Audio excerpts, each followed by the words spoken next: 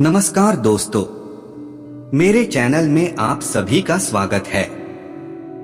आज हम बात करेंगे भारत के संविधान लेखक बाबा साहेब भीमराव अंबेडकर की। सहृदय नेता डॉक्टर भीमराव अंबेडकर का जन्म मध्य प्रदेश के इंदौर शहर में स्थित महू में हुआ था, जिसका नाम आज बदलकर डॉक्टर अंबेडकर नगर रख दिया गया। डॉक्टर भीमराव अंबेडकर जी का जन्म 14 अप्रैल 1891 में हुआ था। डॉक्टर भीमराव अंबेडकर जाति से दलित थे। उनकी जाति को अछूत जाति माना जाता था, इसलिए उनका बचपन बहुत ही मुश्किलों में व्यतीत हुआ था। बाबा साहेब अंबेडकर सहित सभी निम्न जाति के लोगों को सामाजिक बहिष्कार, अपमान और भेदभाव का सामना करना पड़ता था। भीमराव रामजी आम्बेडकर डॉक्टर बाबा साहब आम्बेडकर नाम से लोकप्रिय भारतीय बहुज्ञ, विधिवेत्ता, अर्थशास्त्री, राजनीतिज्ञ और समाज सुधारक थे। उन्होंने दलित बौद्ध आंदोलन को प्रेरित किया और अछूतों से सामाजिक भेदभाव के विरुद्ध अभियान चलाया था। श्रमिकों, किसानों और महिलाओं के अधिकारों का समर्थन भी किया था। 1922 में उन्हें ग्रेज इन ने बैरिस्ट्रेट लॉज डिग्री प्रदान की और उन्हें ब्रिटिश बार में बैरिस्टर के रूप में प्रवेश मिल गया। 1923 में उन्होंने अर्थशास्त्र में DSc डॉक्टर ऑफ साइंस उपाधि प्राप्त की। बाबा साहेब भारत रत्न डॉक्टर भीमराव अंबेडकर के पास 32 डिग्रियों के साथ 9 भाषाओं के सबसे बेहतर जानकार थे। उन्होंने लंदन स्कूल ऑफ इकोनॉमिक्स में मात्र 2 साल 3 महीने में 8 साल की पढ़ाई पूरी की थी। 15 अगस्त 1947 को भारत की स्वतंत्रता पर नए प्रधानमंत्री जवाहरलाल नेहरू ने अंबेडकर को भारत के कानून मंत्री के डोमिनियन के रूप में सेवा करने के लिए आमंत्रित किया। 2 हफ्ते बाद उन्हें भविष्य के भारत गणराज्य के लिए संविधान की मसौदा समिति का अध्यक्ष नियुक्त किया गया। भारतीय संविधान लिखने वाली सभा में 299 सदस्य थे, जिसके अध्यक्ष डॉक्टर राजेंद्र प्रसाद थे।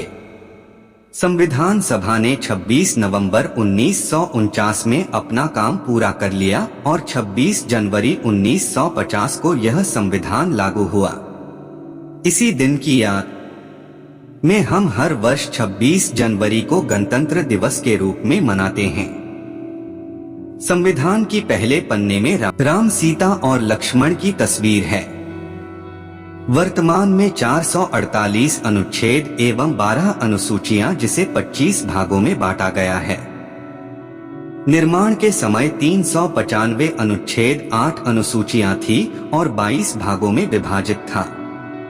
भारत का संविधान 251 पेज का है, जो सभी संविधान को परखकर बनाया गया।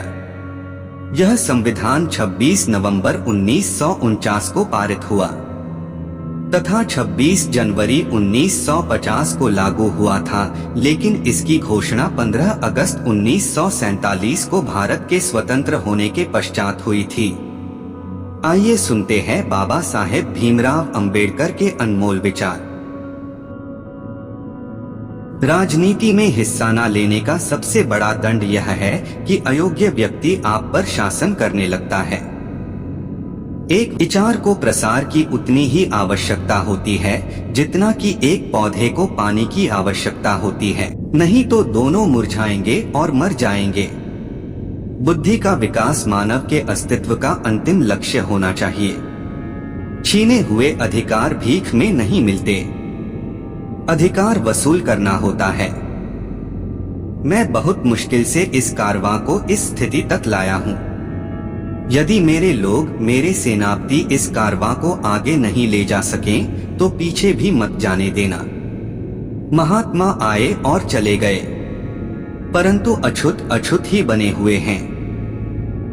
जो कौम अपना इतिहास नहीं जानती है, वह कौम कभी अपना इतिहास नहीं बना सकती है।